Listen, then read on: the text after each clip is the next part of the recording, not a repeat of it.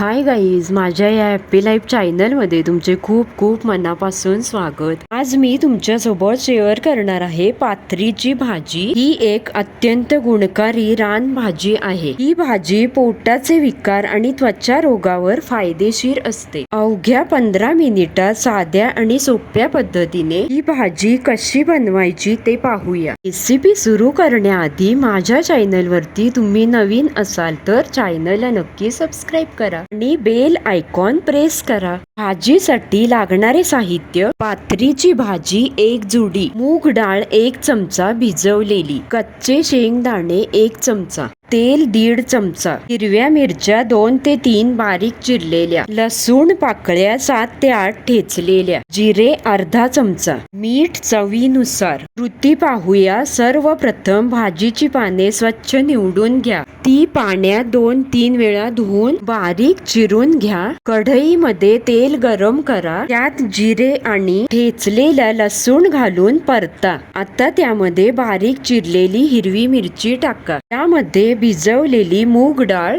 आणि शेंगदाणे थोडे जाडसर कुटून घाला। आता चिरलेली पाथरीची भाजी कढईत टाका आणि चवीनुसार त्यात मीठ घाला। भाजीवर झाकण ठेवून मंद आचेवर 5 ते 7 मिनिटे शिजू द्या।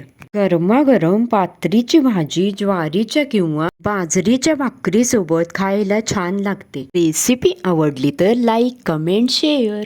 पुन्हा भेटूया अशा छान छान पौष्टिक रेसिपी सोबत।